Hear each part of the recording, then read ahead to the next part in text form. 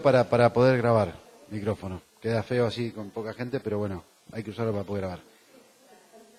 Y el primer comentario de por qué topología, una de las variantes, de las ideas más tempranas en Lacan, es esa. No se ve muy bien ahí, pero bueno, vamos a leerlo.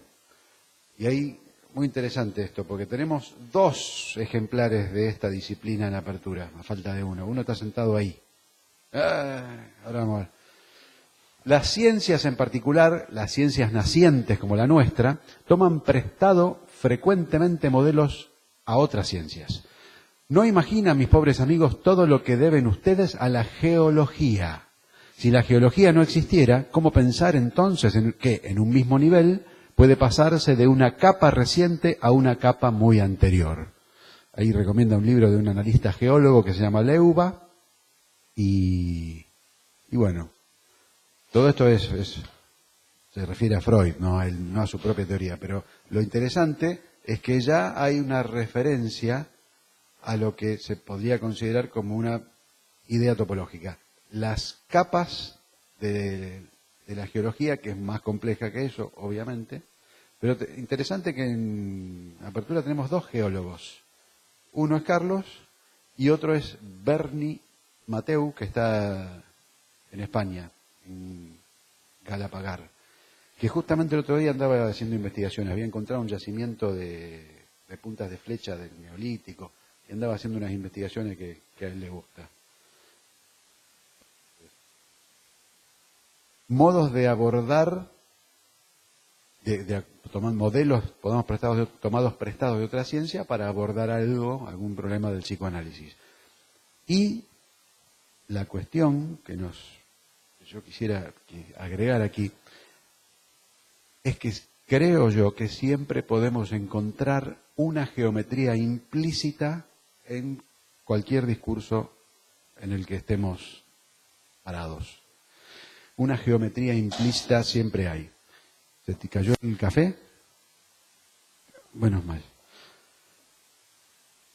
Y, por ejemplo, lo que más he estudiado yo, fuera del psicoanálisis específicamente, es esta, la de la cosmología. La geometría implícita para el sujeto humano, me refiero, para los discursos que se refieran al individuo, a la comunidad, a la sociedad. El libro de Aristóteles, de Caelo, sobre los cielos, es un clásico de la cosmología, es un libro que es de excelente lectura, como todos los de Aristóteles, fácil de leer y con ideas muy interesantes. Por ejemplo, en ese libro está varias demostraciones, dos demostraciones de que la Tierra es redonda. Ahí están las demostraciones, en ese librito. O sea, no fue ni Colón ni mucho menos. Bueno, Eratóstenes vino un poco después, pero la demostración de que la Tierra es redonda, ahí hay dos, que yo me acuerdo ahora hay dos. Una es la de la sombra de la Tierra sobre la Luna, y que apareció el chiste ahora cuando vinieron los terraplanistas pagados por el gobierno provincial. Vinieron acá a un pueblo de la provincia de Buenos Aires, de un congreso internacional. No se cayeron, o sea que la Tierra era, por lo menos, hasta acá llega la Tierra, no se cayó en ningún lado. Fueron pagados todo un congreso oficial internacional acá en un pueblo de la provincia de Buenos Aires. Uno de los chistes que circulaba, uno de los memes que circulaba en Internet, era precisamente la sombra de la Tierra en la Luna, que sería como un plato, así un palito. Porque Aristóteles señala que la sombra que se ve cuando la Tierra proyecta sombra contra la Luna llena es un circulito. Y él también tiene sus observaciones acerca de por qué no es un disco plano. Y la otra que tiene, que va en conjunción con esa, es que cuando uno camina un trecho muy largo, las estrellas se van acomodando, la bóveda celeste se va acomodando de distinta manera, que es compatible con una Tierra curva. Entonces, todo eso está ahí en De Caelo. O sea, no era Aristóteles es una maravilla, a pesar de que muchas veces se lo toma como opuesto, pero no es. De hecho, no podría hacerlo nunca. El otro libro fascinante y muy útil para nosotros es De Interpretazione, donde no solo está la primera versión del cuadrado de opuestos, lo que después se llamó el cuadrado de Apuleyo, está ahí la primera versión. También ahí están las ideas seminales de la lógica temporal, que recién se desarrolló a mediados del siglo XX. Están ahí las ideas seminales en Aristóteles de Interpretaciones. Entonces, la cosmología para Aristóteles, la estructura del universo es esférica, todo es esférico o circular. Las órbitas de los planetas son circulares, el empirio, la esfera de las estrellas fijas es circular. Lo que es fija son las estrellas, no la esfera que se mueve. Sabemos que se mueve a la noche, van cambiando de lugar. Las estrellas en relación una con otra están fijas, pegadas en la esfera, para Aristóteles, pegadas como en un techito, pero la esfera entera sí se mueve. Y a la noche lo vemos nosotros que Orión está por ahí abajo, después está arriba, al costado. Orión es la más fácil para nosotros de reconocer porque es las Tres Marías, que es la cintura, el cinturón de Orión, y es en la cabecita las dos patitas y los dos bracitos. Sí, señor, pero no nos vamos a meter ahí. Sí, muy bien. ¿Su nombre? Publio, es muy bien la acotación. No nos vamos a meter ahí ahora, pero muy bien la acotación porque es de la época y era heliocentrista. Entonces, todos estos saberes que parece que son modernos en realidad vienen de hace mucho. Incluso los, como hablábamos con algunos de ustedes, no recuerdo, con Pascolini o con alguien más, incluso las ideas de significante y discurso también son de época remota, de la época de la Grecia clásica, con los presocráticos. Entonces, para retomar esta idea, para Aristóteles toda la estructura del universo es o circular o esférica. Y eso hace que también aparezca el individuo como encerrado en sí mismo.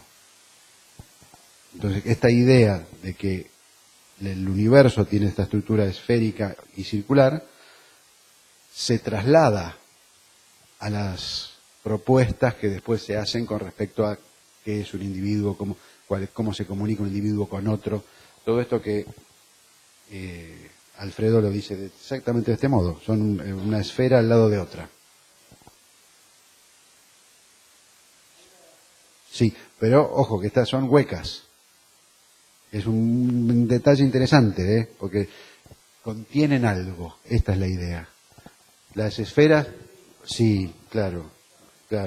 Y para el sentido común. Nosotros contenemos algo. Para la neurociencia, es un continente de algo. Para el universo también, El universo, para Aristóteles, contenía, la esfera de las estrellas fijas contenía todo lo que había. Y frente a las preguntas que después le hace Giordano Bruno acerca de qué había detrás de eso, si la famosa paradoja de Arquitas de Tarento, si llego hasta el borde del universo, hasta el borde de las estrellas fijas, y estiro mi bastón, ¿qué ocurre? Para Aristóteles desaparecía el bastón, no había nada, había vacío, pero Giordano Bruno le hace la observación, pero entonces si hay vacío, si hay nada del otro lado, está limitada de un solo lado. De este lado no vemos que haya nada. Entonces empiezan a aparecer un montón de cuestiones muy interesantes que la cosmología moderna retoma con respecto a la forma del universo, a la topología del universo. Y algunas de esas respuestas son ya dentro de la línea de Lacan. Y la idea de Giordano Bruno de que toda cosmología propone una concepción del hombre, ¿no? Entonces, este es un ejemplo de cómo hay una geometría implícita en la concepción del hombre.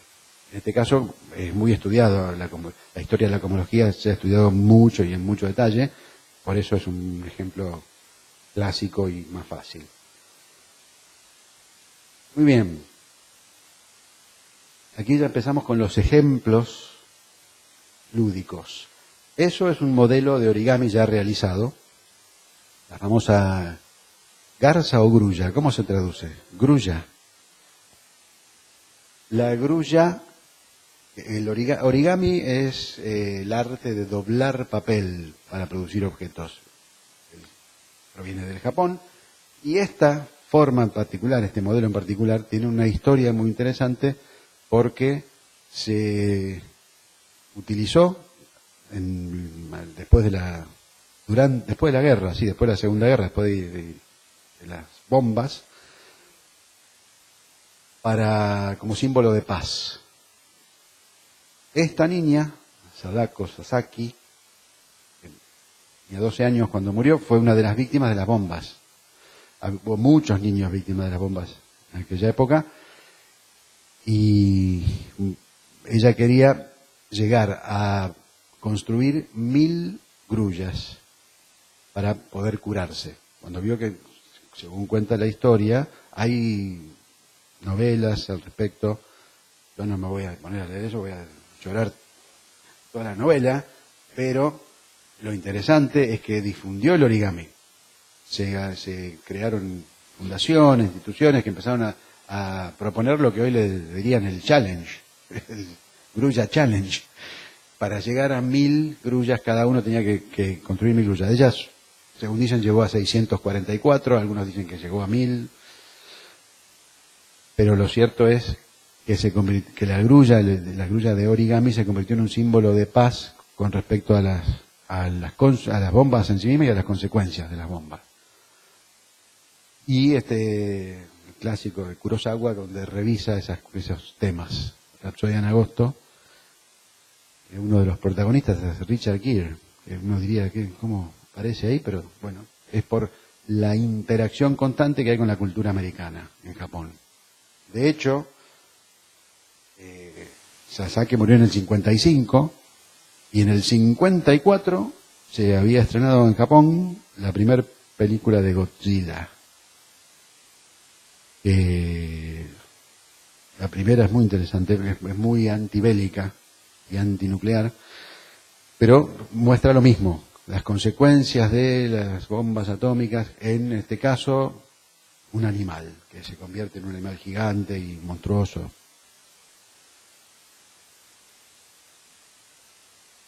Una niña mapuche, y aquí esto es de un artículo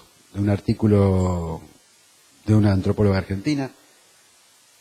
Aquí en Argentina, el antropólogo que más estudió las figuras de hilo, que así se llaman, lo que sostiene, lo que hizo la niña y lo que está sosteniendo ahí entre sus dedos, figuras de hilo, o el antropólogo que más estudió esto es José Brownstein. Pero hay muchos que lo han tomado también. Las figuras de hilo tienen las mismas reglas que el origami. No se puede cortar ni pegar. En el caso del origami es más fácil, lo vamos a hacer ahora, es más fácil realizar modelos simples. Las figuras de hilo usan solo esto, que se llama nudo trivial. ¿No lo usás?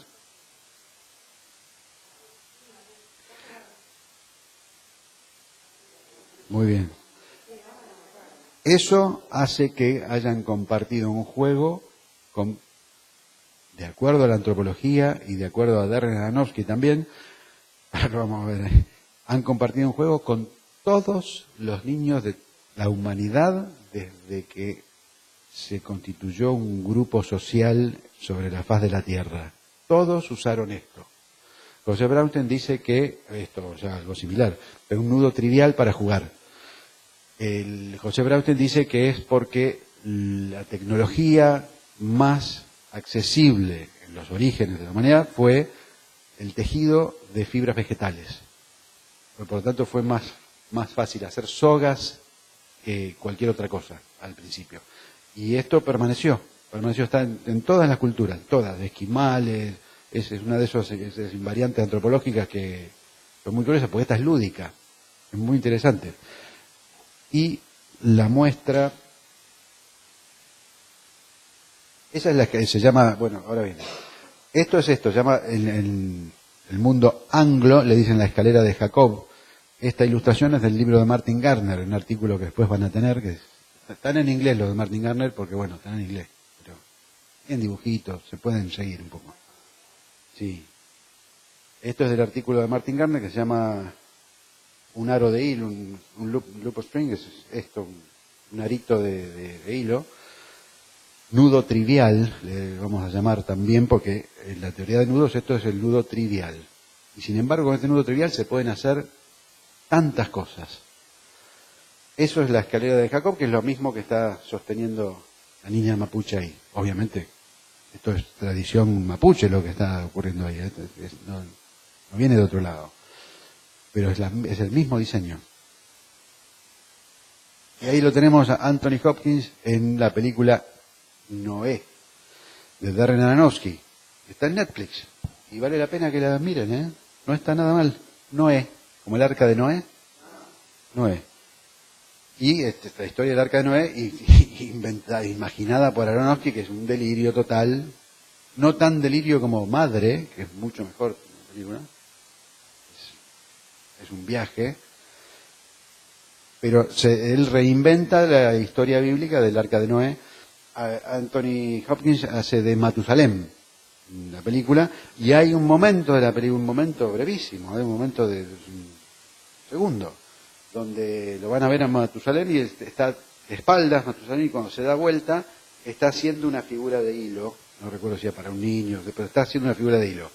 Y la película transcurre en un tiempo mítico, ni siquiera es un tiempo histórico, es un tiempo mítico, o sea, ya ahí Aronofsky pone una figura de hilo. Y Aronofsky todo lo hace por algo, es un director maravilloso, ¿eh? Te lo recomiendo. Esta está en Netflix, así que aprovecha, hay que aprovechar. Netflix no tiene nada, por lo menos tiene esta.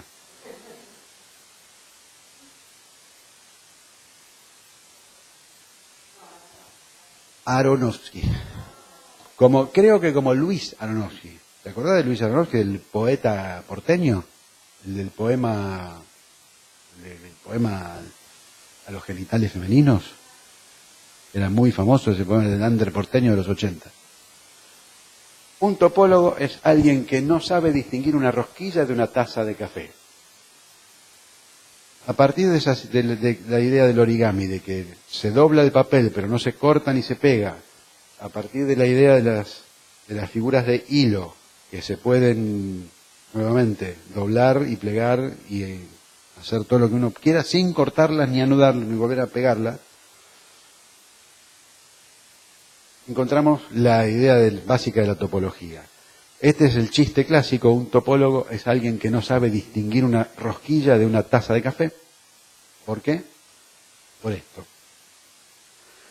Porque una taza de café se puede deformar de modo continuo sin cortar ni pegar hasta convertirse en una rosquilla. Ahí no hay nada, el agujero se mantiene, una propiedad muy importante, que el agujero no desaparece, y se puede hacer esa conversión, esa distorsión, como de hecho de arcilla ahí, porque han hecho una labor impecable en cerámica acá, hasta convertir la taza en rosquilla, y tiene las mismas propiedades topológicas, que son, ahora vamos a ver la definición de Stephen Barr, son los libros que recomienda Alfredo en su libro de clínica psicoanalítica y topología. Recomienda este libro de Stephen Barr, que se llama Experimentos en Topología. Y aquí dice: un topólogo está interesado en esas propiedades de un objeto que, mientras que siguen siendo en un sentido geométricas, son las más permanentes. Las propiedades que van a sobrevivir a la distorsión y al estiramiento. Bueno, que la distancia no. Si yo estiro el elástico, ya los dos puntos del elástico extremo ya se están más lejos. Si lo corto y lo junto, están más cerca. Todo eso no sobrevive a la distorsión y al estiramiento. Las propiedades estas, las topologías las toma como más esenciales. La redondez de un círculo, obviamente, no sobrevivirá a la distorsión y al estiramiento. Uno puede atar los extremos de un hilo y convertirlo así en un círculo, y sin cortar ni desconectar, convertirlo en un cuadrado. Pero el hecho de que no tiene puntas sueltas no ha cambiado. Y si tuviéramos bolitas numeradas sobre el hilo, también permanecerían en orden, aun cuando atemos nudos y una hormiguita que camine por el hilo atado y anudado, va a seguir el orden. Es ese, ¿no?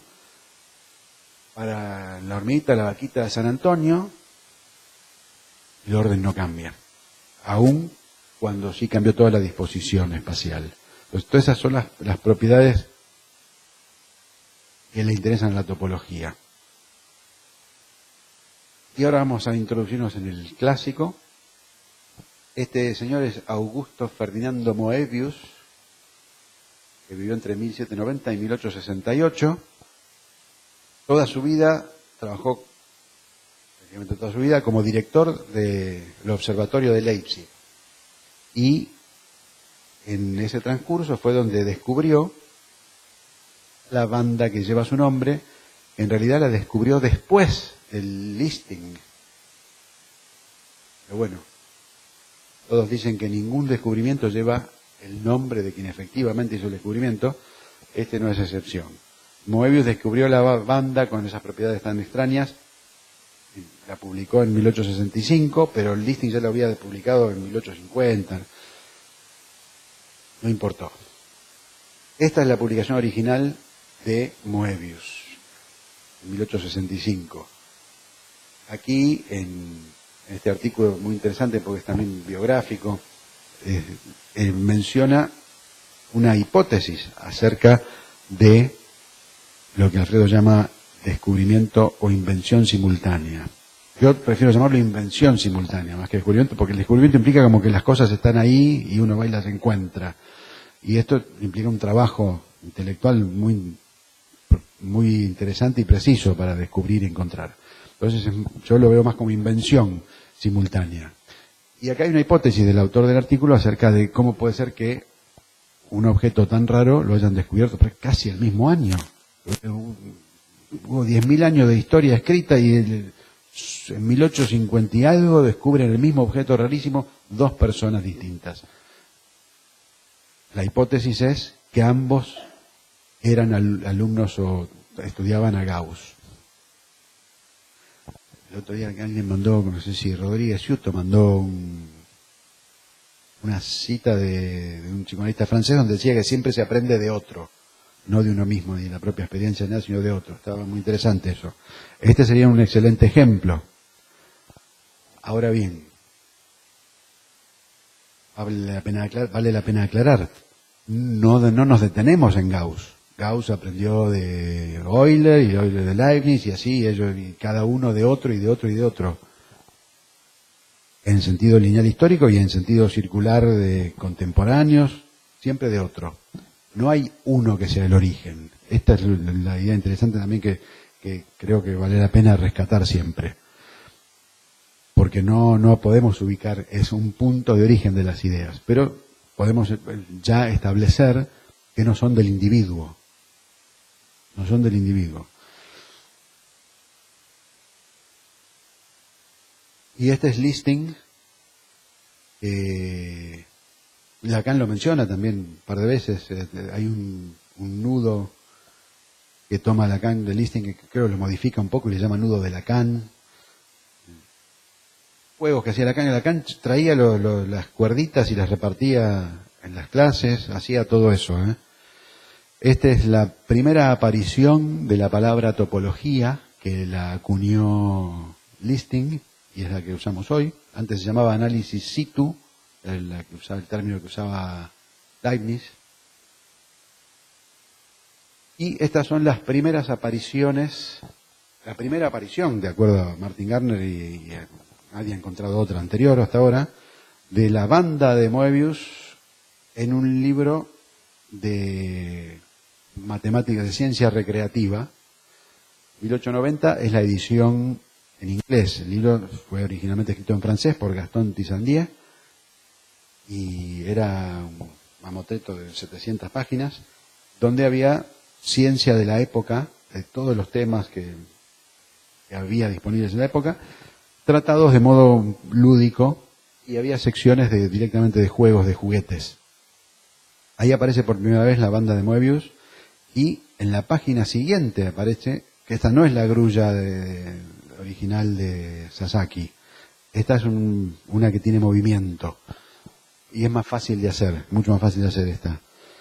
Pero está en este libro también, aparecen modelos de origami. En la página siguiente. Primero viene la banda de Moebius, después esa grullita. Esta edición de 1890, hay otra edición de este mismo libro anterior, en esa no está la banda de Moebius. Esa es también interesante. Tiene otro título, se llama Popular Scientific Recreations. Tiene otro título el libro y no está la banda de Moebius.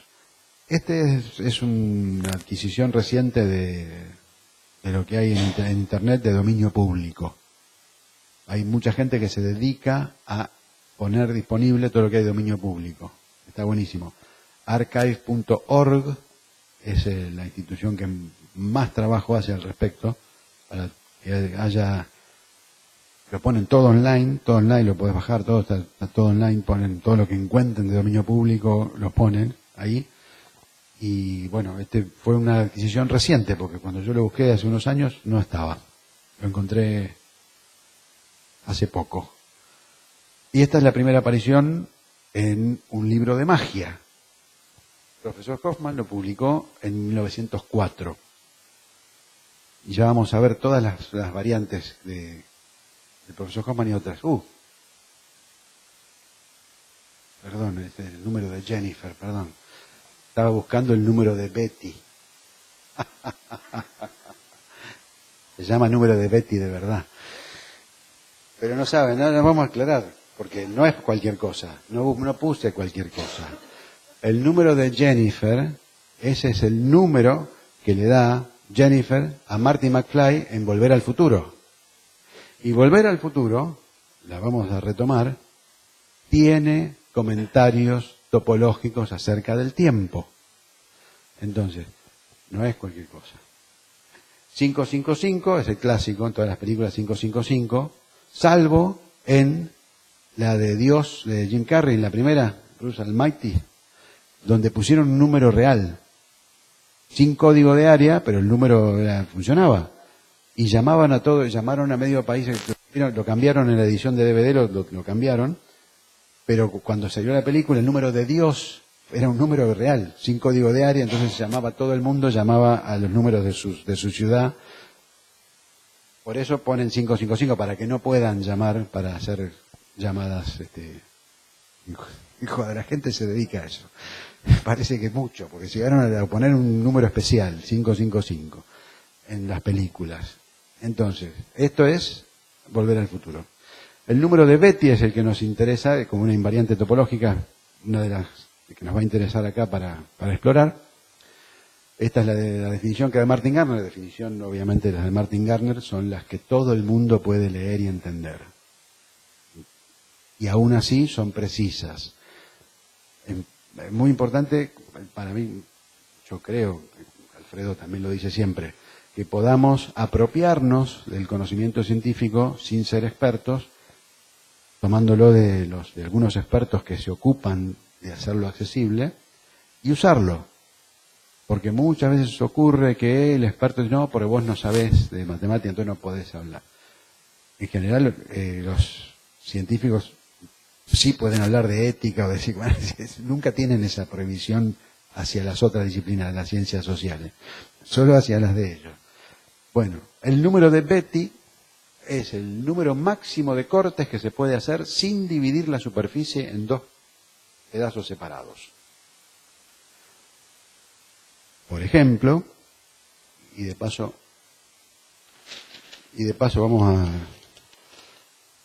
vamos a explicar por qué vamos a usar el rollo de máquina de calcular o de Postner.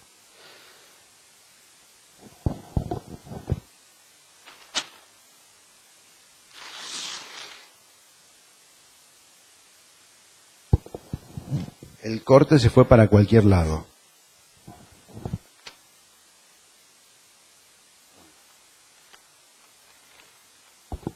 Orientado así, orientando el papel así. Si lo orientamos cortando desde la parte más corta,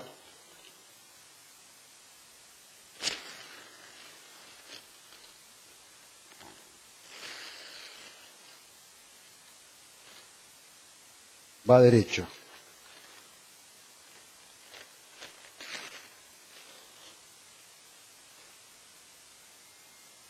Eso es porque el papel tiene lo que se llaman grano.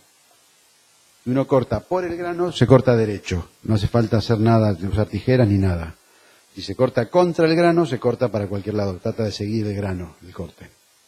Entonces, la propiedad que justo tienen los rollitos de papel de cinta de máquina de calcular o de Postnet es que van por el grano. Entonces no tenemos que usar tijera.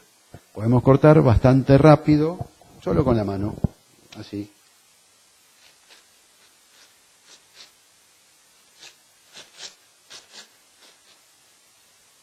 Y no se va para el costado, no se rompe la tira. Entonces, un cuadrado, supongamos que esto es topológicamente un cuadrado, podemos estirarlo así para que quede un cuadrado. Solo el primer corte que haga lo divido en dos. Lo corte donde lo corte, se divide en dos. Por lo tanto, el número de Betti es 0. El número máximo es 0, de corte sin dividir. No sé por qué, yo lo hubiera hecho más simple, pero debe de haber alguna razón matemática para que sea así. Porque yo diría, bueno, por poner un corte y ya. Pero no, es 0, no es 1. Porque es el número máximo de cortes que no dividen el objeto en dos. En este caso es 0, porque el primer corte que hacemos ya lo dividimos en dos. Ahora vamos a usar todo eso. Vamos a pasar rápidamente por, bueno, ahí no se ve mucho, pero ahí están las diferentes superficies topológicas, las clásicas, con sus invariantes. El número de Betti está por ahí, para cada una. Este es el número cromático. Bueno, este número cromático es muy interesante, pero es bastante más difícil de entender y de explicar. Pero este es el que nos va a interesar más, porque vamos a ver cómo cambia en la banda de Moebius de acuerdo a si atraviesa el agujero que tiene la banda de Moebius en el medio o si se hace a partir de un agujerito en la superficie de la banda, eso hace variar el resultado del número de Betti. Y la sorpresa que produce la banda de Moebius en eso. Daniel Pedo, se llama así, de verdad. A este lo hubieran agarrado Jorge Betanzos y Berto Henares, los del Capitán Calzoncillos, y lo hacen renunciar, porque lo hubieran cargado, lo hacen renunciar a la escuela en una semana. Que merecía renunciar a la escuela, porque Martin Gardner dice, Daniel Pedo publicó un libro muy bueno, pero dice que la botella de Klein es una superficie que puede ser muy difícil para un fabricante de botellas, un soplador de vidrio, pero es una superficie que no se puede hacer con papel. Por eso, el libro es...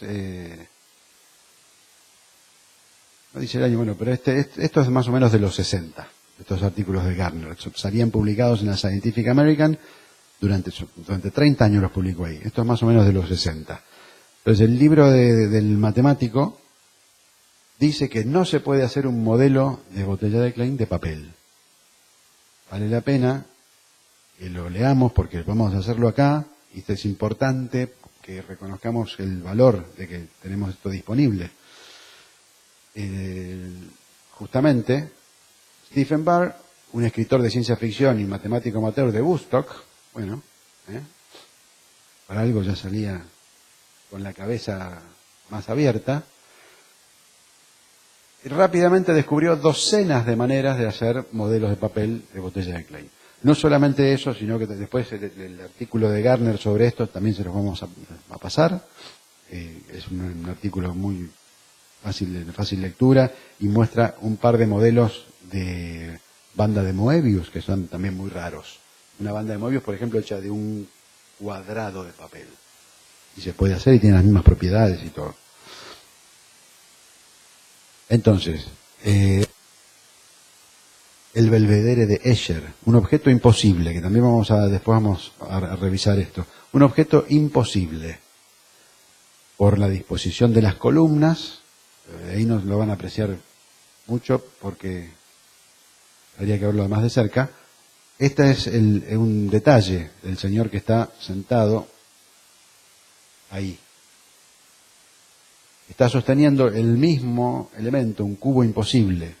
La disposición de las barras verticales del cubo son imposibles, no pueden estar así. Se pueden dibujar, pero no se podrían construir en 3 dimensiones. Lo que sí se puede hacer en 3 dimensiones es generar la ilusión mediante una ubicación del ojo muy específica. Se puede hacer eso, se puede ver eso así, pero hay que estar ubicado en un punto del espacio específico. Y el modelo está abierto, no está cerrado, para generar esa ilusión. ¿Por qué mostramos esto? Porque hasta que Escher no publicó, vamos a ver, esto viene después, hasta que Escher no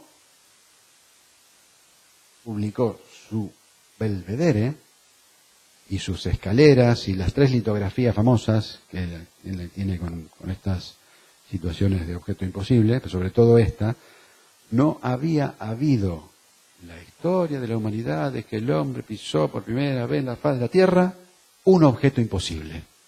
Nunca. Sí.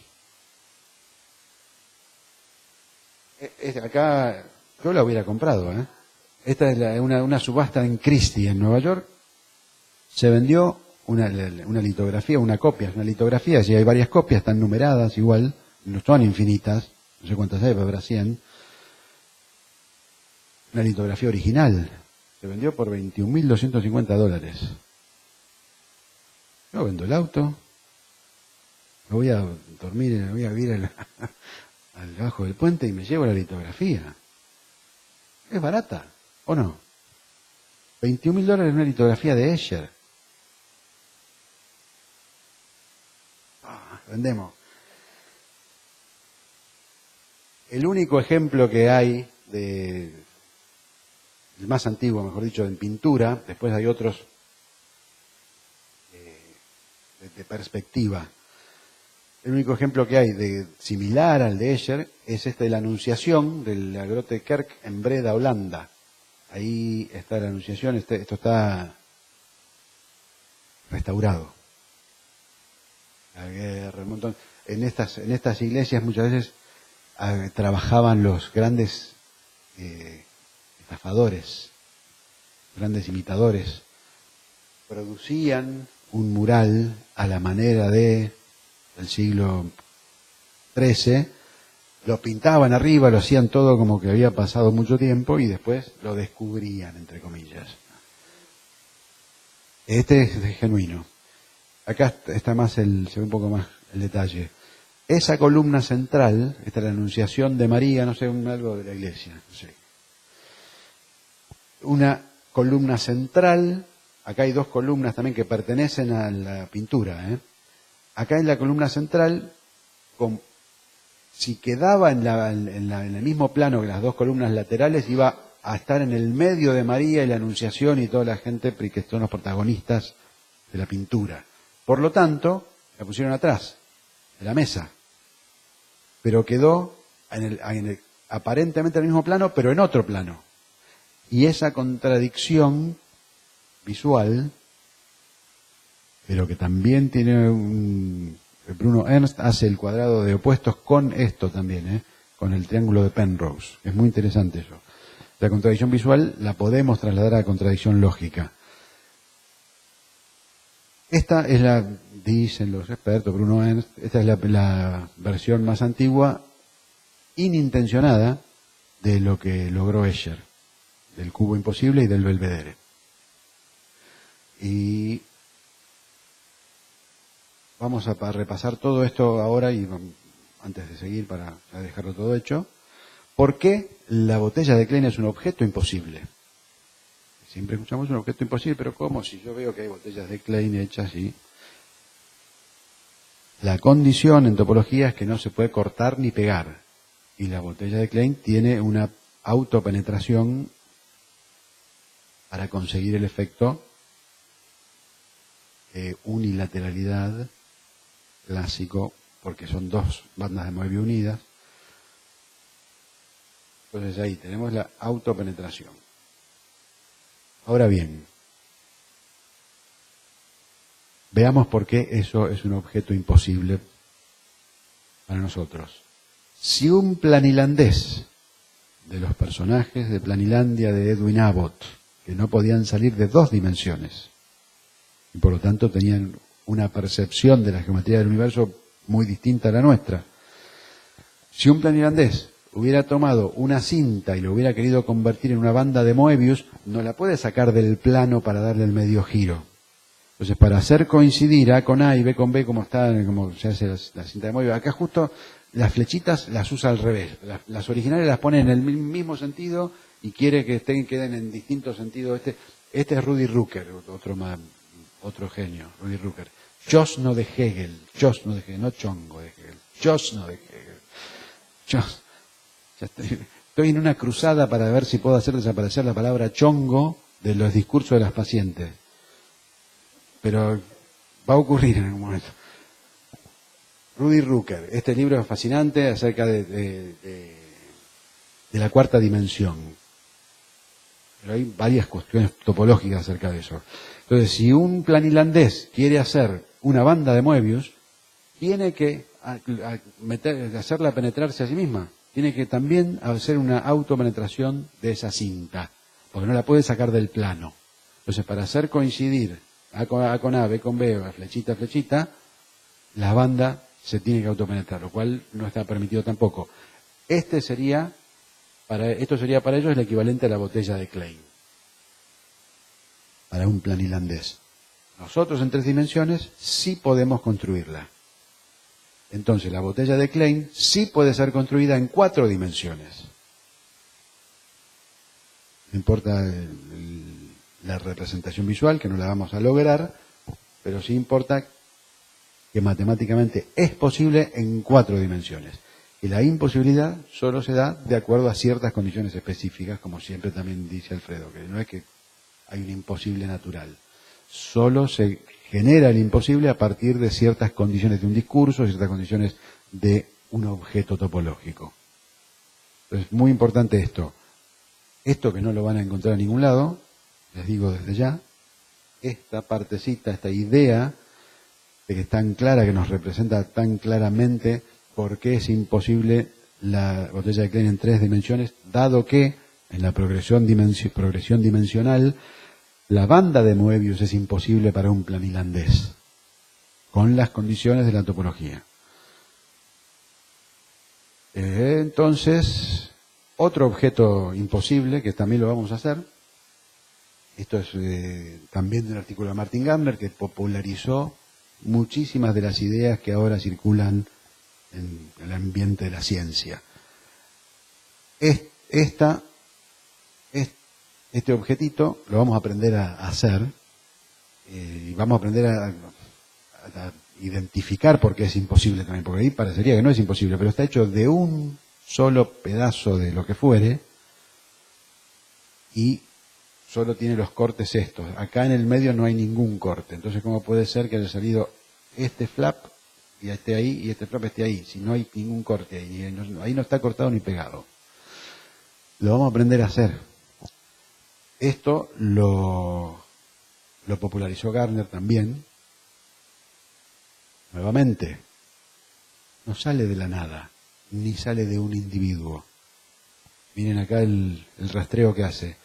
La primera vez que lo vi me lo mostró Kim Isle, que enseña forestación en la Universidad de British Columbia, allá en el norte, que a la vez lo había visto de un profesor ruso de forestación que venía de visita, que lo había visto en la entrada de una escuela de arquitectura en el Leningrado. Nuevamente, no estamos solos en el pensamiento. El modelo de la esfera no podría nunca aplicarse aquí. Es una red histórica, una red contemporánea, una red de intereses, porque bien podría ser que lo hubiera visto y no hubiera dado nada, lo hubiera pasado de largo. O sea, toda la cuestión de la percepción a partir de las categorías de las que disponemos, todo eso está en juego aquí. Esto es Lacan, 1979, la topología y el tiempo, haciendo un experimento aquí con una trenza sin puntas. ¿Cómo se logra hacer una trenza sin puntas? ¿De dónde lo sacó? ¿De dónde lo sacó Lacan? Lacan, ¿cómo puede ser? Lacan que usaba, por ejemplo, en 1941, el acertijo de los discos en la espalda, que está publicado en revistas de magia en 1930. Se puede rastrear antes también, pero con esa forma exacta, está publicado en la revista de Jinx en 1930. Lacan no menciona nunca la magia. No, queda feo. Quedó como, no, eso es cosa de niños. 20 de febrero del 79. ¿De dónde lo sacó? De acá. Del artículo de Martin Gardner. Martin Gardner publicó un artículo muy interesante que se llama La Iglesia de la Cuarta Dimensión, donde habla de Henry Slade, un timador del siglo XIX que engañó muy hábilmente, pero engañó solo porque alguien quiere ser engañado. No hay otra explicación ahí, como en cualquier otra. Engañó a Johann Zollner, que era un físico muy destacado, hay cráteres de la Luna que llevan su nombre. Johann Zollner era, de verdad, no era él mismo no era un timador, Zollner. Pero escribió un libro que se llama Física Trascendental, donde trata de probar que se puede acceder a la cuarta dimensión. Henry Slade, que era mago, se ofreció para mostrarle cómo él podía acceder a la cuarta dimensión. Y Zollner le propuso un par de pruebas que tenía que atravesar para mostrar que realmente lo podía hacer. Los protocolos experimentales eran un desastre. Estaban los dos solos. Leer el libro es un plato. Estaban los dos solos. No había ningún control. Era lo que quería creer Zollner y bueno, lo puso en el libro. Por lo menos quedó registrado todo lo que hacía Henry Slade, que era una maravilla. Después fue desenmascarado por un mago, por John Neville Mescaline, en Inglaterra, y fue condenado. Pero tuvo que ocurrir, no fue por la ciencia que fue condenado. Entonces, una de las pruebas era esta. Dice Martin Gardner, ¿no? Le doy esta tira, le firmo, pongo mis iniciales, MG, y Henry Slade la pone abajo de la mesa, la lleva dentro de un armario, por ejemplo, que era lo habitual en la época. Los hermanos Davenport hacían eso, se metían dentro de un armario en público y pasaban cosas raras. Y meto eso y sale esto, sin que las puntas estén cortadas, es la misma tira, todo. Eso se podría hacer en la cuarta dimensión.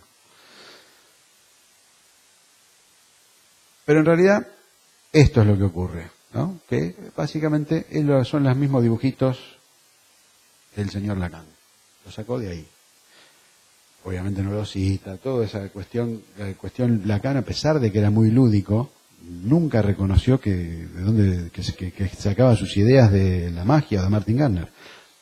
Mi hipótesis es que las recibía a través de Raymond Queneau, que tenía que todavía existe, el grupo de literatura experimental que se llama Ulipo, se le dice así, Ulipo, que en esa época existía y que tenía mucho contacto con Martin Gardner. Gardner publicó artículos sobre Queneau y sus técnicas de azar sistemático y cosas así que son muy divertidas para usar para escribir.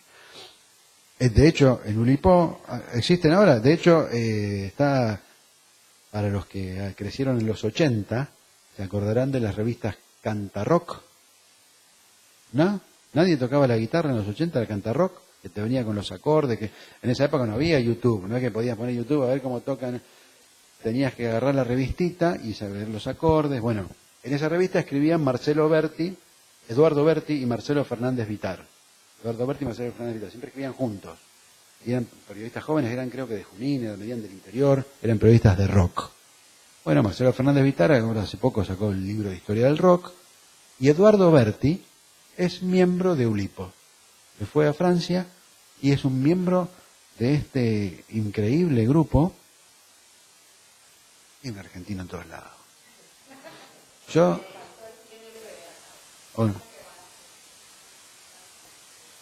Claro, tal cual.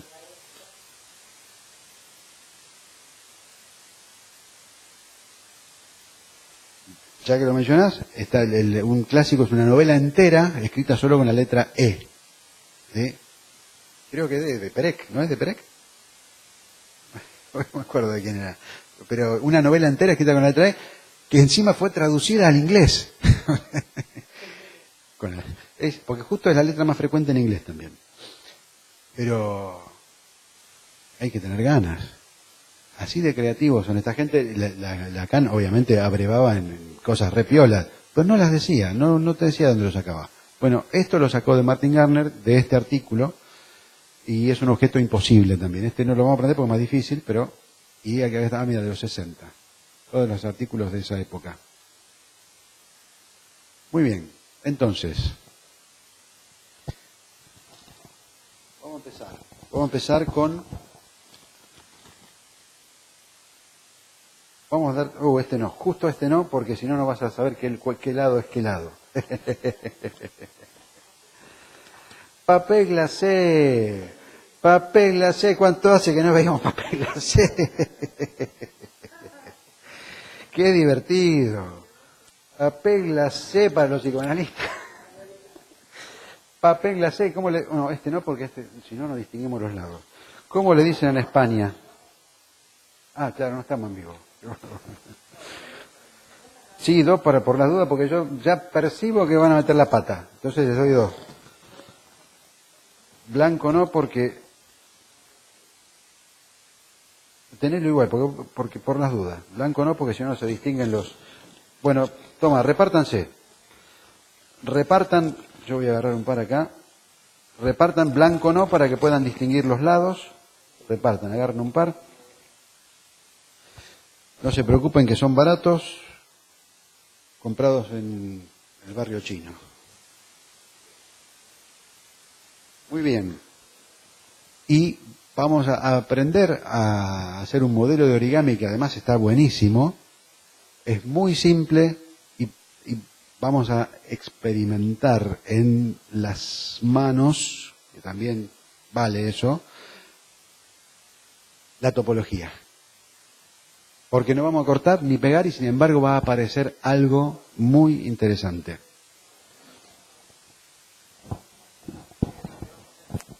No, lo tengo acá, pero... Es que así... ¿Así decís vos? ¿Aló? Mirá qué buena idea, ¿eh?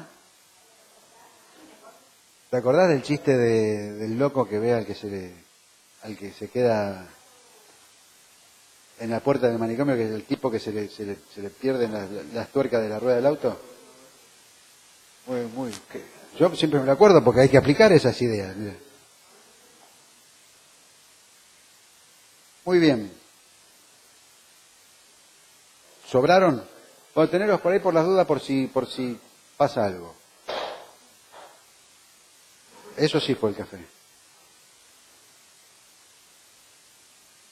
Hay un par de nombres técnicos en origami. El plegado montaña, el plegado valle, son todos muy poéticos, son japoneses. No los vamos a usar. Vamos a ir directamente a plegar solamente. Esquina con esquina, siempre es un cuadrado. En origami siempre se usa un cuadrado. Hay excepciones muy lindas también, pero tradicionalmente siempre es un cuadrado. Esquina con esquina y apretamos para marcar ahí la crease, que no sé cómo se dice en español. ¿Cómo se dice en español? Quedó un triangulito, la parte abierta hacia arriba. Un tostado. La parte de abajo del tostado la doblamos también y marcamos el centro, solo el puntito del centro. El centro, tú apretás ahí para que quede marcado. Queda marcado el centro ahí. A esa marquita que hicimos llevamos una sola capa de papel. Vamos, la llevamos hacia abajo y la hacemos coincidir con esa marquita y apretamos. Acá salimos de gira por el centro de jubilados. Topología para jubilados. Que tiemblen las maestras de crochet. Te ríes como... Mirá que Macri nos está obligando a la creatividad.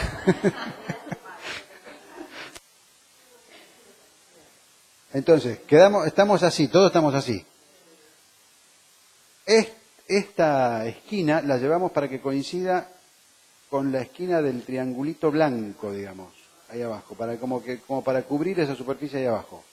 Y apretamos acá al costado para marcar ahí. Lo mismo del otro lado, porque en el origami el espejo es una de las grandes virtudes del origami. Se repite en espejo del otro lado. Entonces es todo más fácil por ese recurso. Bueno, después lo voy a tener que hacer para ahí. Claro, queda como un sobre ahí, perfecto. Ahora, esta puntita agarramos y vamos a llevar todo hacia arriba para que coincida con la punta blanca que apretamos ahí. ¿Está bien? Lo abrimos y llevamos todo para arriba. Y coincide con la punta blanca y apretamos para que se marque ahí. Lo mismo del otro lado. Abrimos, llevamos todo hacia arriba y ya está. Ahora, simplemente, ya hicimos todas las marcas necesarias. Ahora metemos la punta adentro del bolsillo que quedó. Metemos una punta, tratamos de que vaya para adentro.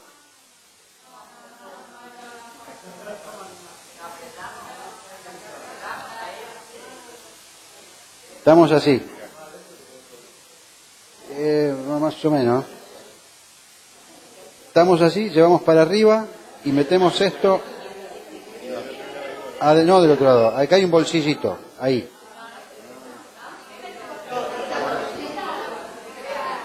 Muy bien. Muy bien. Muy bien.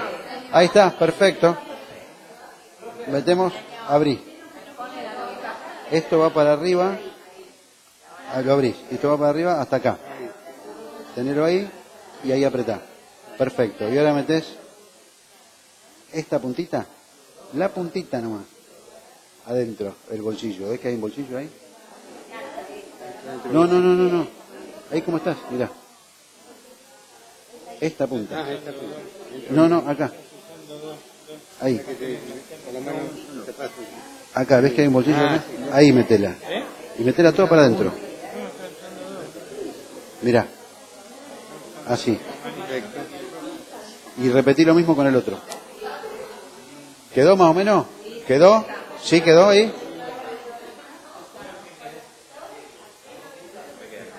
Abrimos. Este va para arriba. Y esta punta la bajás y la metés adentro de ese bolsillo que te quedó ahí. Llevar acompañado con el dedo y lo mismo del otro lado. Perfecto. ¿Está bien? ¿Está bien? Genial. Eso que acabamos de hacer es un lindo, mira, que todo quedó bien. Es un lindo marcador de páginas para un libro. Eso es. Fíjense, terminen el modelito así como está. Así como está, va en las esquinas de un libro. Ahí. ¿Ven? Cómo queda, así como está, va en la esquina de un librito. Entonces, ¿no es lindo? Bueno, sí, es de moda. Pero está bueno. También, también de antiguamente.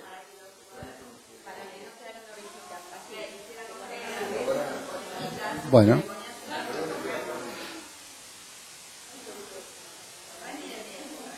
Yo tampoco lo conocí. Yo lo usaría de marcador para los libros. ¿Es para ahí? ¿Para las puntas de las hojas? Ahí quedó perfecto, Pulubio. Perfecto. Mira, y probalo ahí en el cuaderno. En la esquina del cuaderno. Va ahí. Es para marcar poner en el libro. Ahí está.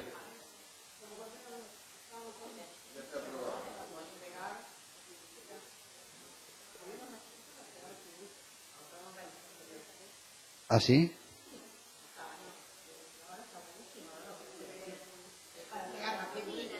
Esto es mucho mejor y además lo usamos, lo metemos en los libritos. O sea, si no se preocupen, si no se acuerdan, que después les paso también el PDF de los pasitos de esto, que está muy bueno en un libro de Rick Beach, un libro de origami que es muy accesible y tiene unos modelos simples que utilizan la idea de plegar en espejo. Se repite todo, el mismo plegado se repite del otro lado, entonces facilita mucho la cuestión. Muy bien. Vamos a pasar a la banda. Vamos a pasar a la banda.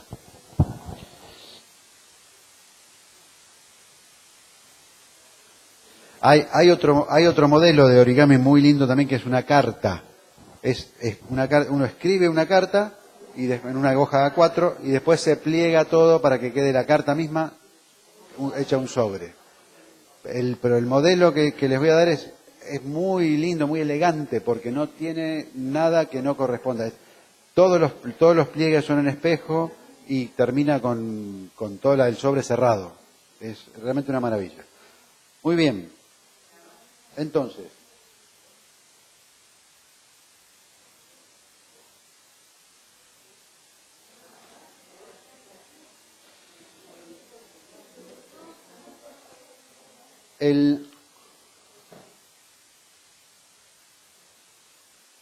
¿por qué la barra de pegamento? Porque la podemos usar en el aire. Podemos agarrar así, chuc, chuc, chuc, chuc, ya está. No me ensucié, no me pegué, el boligoma, lamentablemente, espero que lo saquen de las escuelas, porque es un bajón. Y ya está pegado. Esto es un cilindro. Si agarramos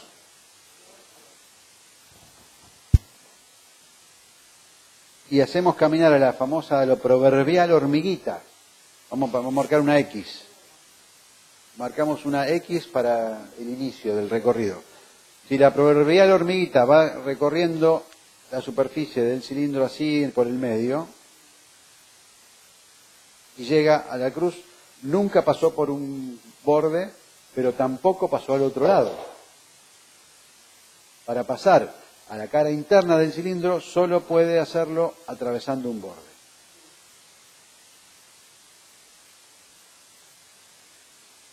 Es una obviedad, parece una perogrullada, pero tiene su importancia radical.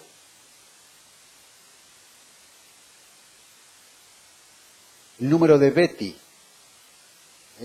Todo tiene su número de Betti. Si usamos el agujero del cilindro, así, se corta el cilindro, queda de una pieza. O sea que el número de Betti va a ser 1. Porque si lo cortamos así, queda todavía de una pieza. En cambio, si cortamos usando el agujero por acá, va a quedar de una pieza. Para que se divida en 2 tenemos que hacer otro corte más. Entonces el número de Betti va a ser 1. Entonces, lo cambia si hacemos un agujerito. Esta es la terminología que usa Tiefenbach. Hacemos un agujerito y empezamos a cortar a partir de ese agujerito, con tijera, con el dedo, como fuere, pero empezamos a cortar por el medio, una bisección. Y hacemos una bisección, antes de terminar, ya nos damos cuenta, se va a dividir en 2. Se vuelve a 0 el número de Betti, como si fuera un pliego de un cuadrado.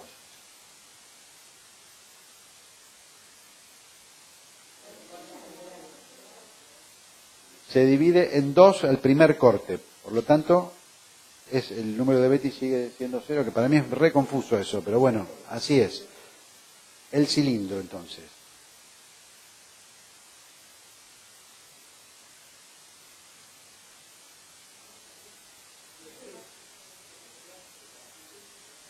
Se dividió en 2. En el primer corte, entonces el número de Betti es 0. Pero si lo hacemos el otro, si hacemos el otro corte, es 1, porque tenés que hacer otro corte más para dividir. Eso lo dice también, lo enfatiza Alfredo en el libro. Siempre tenemos que tener en cuenta cuáles son las condiciones que ponemos para los cortes, porque cambian los resultados de las invariantes. Entonces, sí, sería, pero es 0, porque es confuso, porque es el número máximo. El corte sin dividir. El número máximo sin dividir. Ese es el número. Es confuso, pero esa es la cuenta. Entonces, sin dividir es 0, porque el primero que haces lo dividiste. Entonces, la banda de Moebius, que parece también que debería haber sido un descubrimiento temprano de la humanidad, mediados de 1850, 1858, consiste en un poquito más largo, no hace falta tanto.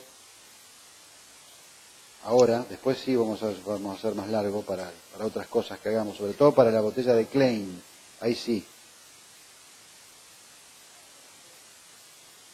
Consiste en pegar las dos puntas de la banda dando un medio giro.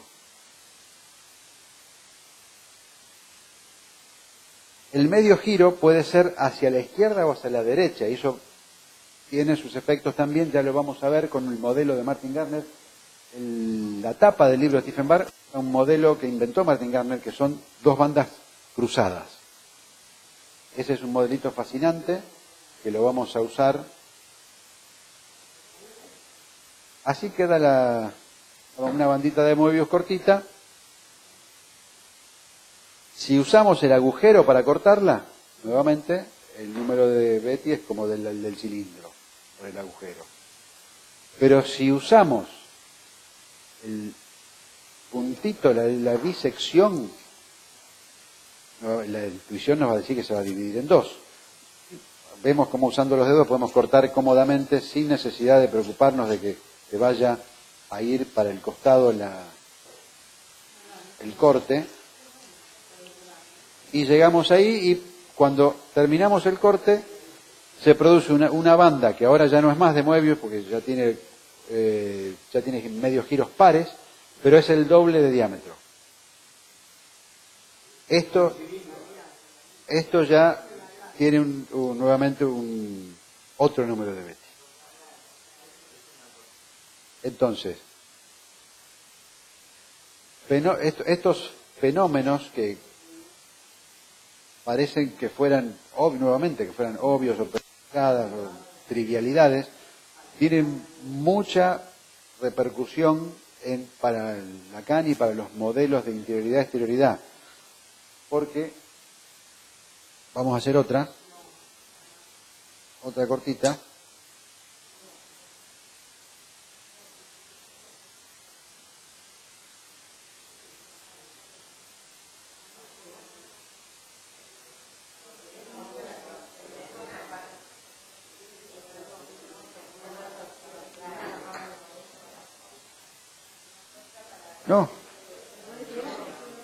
No, porque vos hiciste 2 medios giros. Ahora vamos a eso. No nos adelantemos, alumna de Barberis.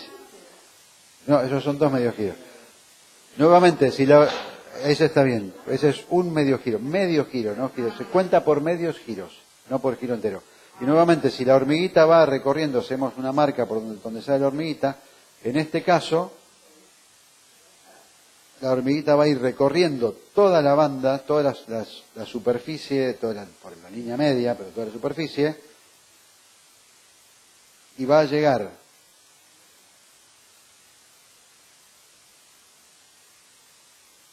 va a tardar más, pero va a llegar por el otro lado, va a llegar por el lado opuesto a la X, y va a haber recorrido lo que serían las dos caras, sin pasar nunca por un borde. Ya tiene una sola cara.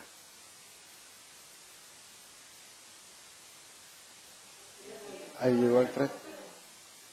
Sí, esta es banda de Moebius común, la de medio giro. Ah, no, ahí ya no. Ya tiene medios giros pares. También se puede cortar esa y el resultado también es sorprendente. También se puede cortar por la línea media. Entonces, la bisección es por la línea media. la bisección, la que hicimos recién. La trisección es por una línea que la vamos a usar la trisección con un resultado muy sorprendente con un modelo de Martin Gardner que también se los vamos a pasar por PDF después. La trisección genera otra cosa. Recuerden que esto está en el seminario de topología y el tiempo, donde aparece Nacio y Vaperó. Vaperó propone este corte, que es muy antiguo, muy anterior a Vaperó, y tampoco da ningún crédito ni nada, ¿no?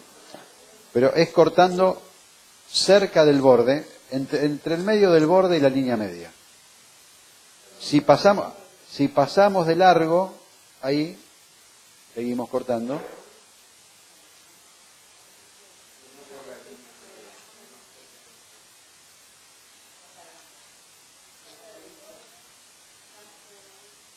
Y podemos volver a pasar de largo. Esto es lo que hace Vaperó. Ahí el dibujo está mal, no es claro el dibujo en la topología y el tiempo. No, y bueno, después y no vamos a poder, ¿cómo vamos a hacer? Después, si seguimos no sé si está en nudo, en la topología del tiempo yo lo encontré ahí, podemos seguir cortando hasta que se haga bastante finito, y el resultado es interesante porque queda como un aro anudado, un aro no anudado, sino penetrado por una tira de papel sin que se haya cortado ni pegado. Yo no lo vi ahí, no creo. No lo vi ahí, lo vi en la topología del tiempo, no creo que esté ahí. Pero cuando lleguemos a la parte...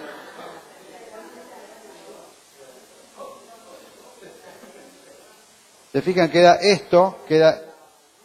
este agujero, bueno, ahí se me rompió, pero acá se despegó, pero aquí por este arito está penetrado por acá le salió a usted. No, estos son dos sueltos. Esto es uno solo. Este es uno solo, que queda penetrado por otra tira de papel. No, esos dos están sueltos. Claro, sí. Este es uno entero, no son dos separados. Pero lo que pasa es que se puede seguir muchas veces. Y se va haciendo más largo y el agujerito se va haciendo más chico. Eso no es porque eso ya son dos separados. Como ese. Entonces, esos... Sí, queda como un arito que queda interpenetrado, pero nunca hubo un corte para que se penetre ese agujerito. Y ahora vamos a hacer rápidamente...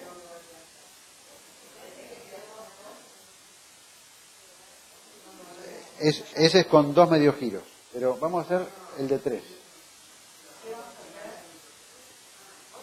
Porque recuerden que la banda de Moebius siempre es banda de Moebius cuando tiene medios giros impares. Cuando tiene medios giros impares es banda de Moebius, no importa cuán enrevesada esté, tiene las propiedades de unilateralidad. Sí, siempre es medios giros. Pero ahora vamos a hacer tres medios giros. 1, 2, 3.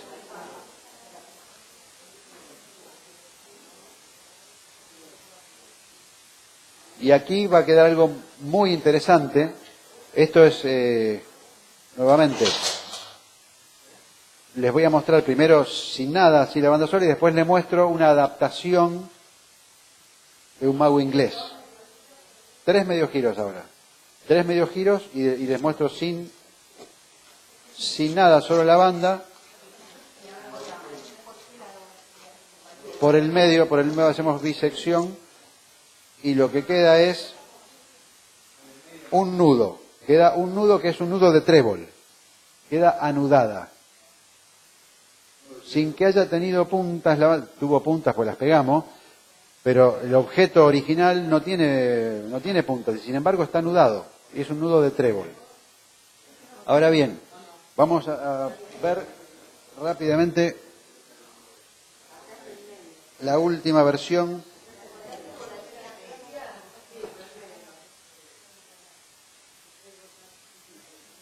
¿Tenemos una pulsera por ahí? Una pulsera cerrada. Esa. ¿Está cerrada? Perfecto. Y no es de verdad. Quise decir, bueno, pues no se va a romper ni nada, pero está cerrada.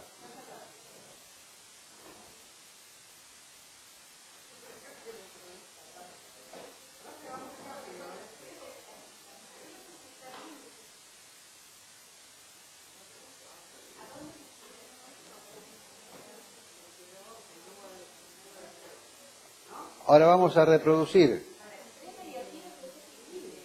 3 medios giros y pegás. Y ahora vamos a meter la pulsera antes de hacer los medios giros. No me tenés la pulsera, Marielena, que ahí. Antes de hacer los medios giros ponemos una pulsera. 1, 2, 3.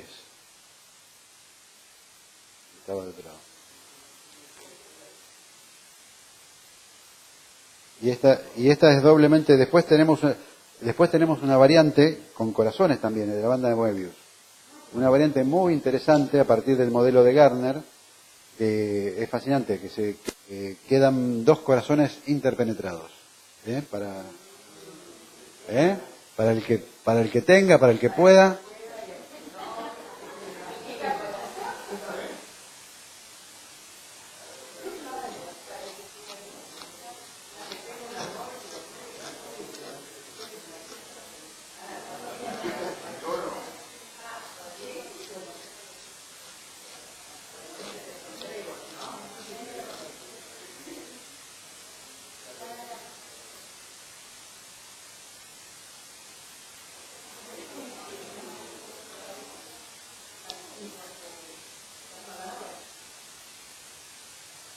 Bueno, y para concluir, está el nudo de trébol y adentro, tenés la pulserita para que no se rompa, adentro del nudo de trébol, atrapada por el nudo de trébol, está la pulsera. No, sin parar. Adentro del nudo de trébol queda la pulsera. Entonces, para generar esto, esta es una variante de un mago inglés de los años 40. Para generar esto, ponemos dentro de la banda, antes de hacer los medios giros, ponemos la pulsera, después hacemos 3 medios giros, pegamos, y cuando se corta por la bisección queda un nudo de trébol que atrapa a lo que hayamos puesto allí. Lo mejor es que sea una banda elástica, algo liviano. Sí, es lo mejor para que no se rompa el papel. Muy bien. Entonces, con estas variantes de exploración que damos hoy, faltan bastante, la próxima vamos a hacer bastante más. Pero vamos a dejarle la palabra a Alfredo, ¿no? ¿No presentás vos? ¿Quién presenta hoy? ¿Y dónde está Martín? No vino aún. Le devolvemos. Muchas gracias. Bueno. La pulsera, sí, un toro. O sea, un toro dentro de una banda de Moebius. Ahí está. O la banda de Moebius atravesando un toro. Pero bueno, estas exploraciones básicas vale la pena repetirlas un poco. La semana que viene vamos a ver otras más, un poco más complejas y le vamos a pasar el PDF de los marcadores de página para que se acuerden, porque si se olvidan de cómo empieza, después es difícil seguirlo. Así que la semana que viene la continuamos.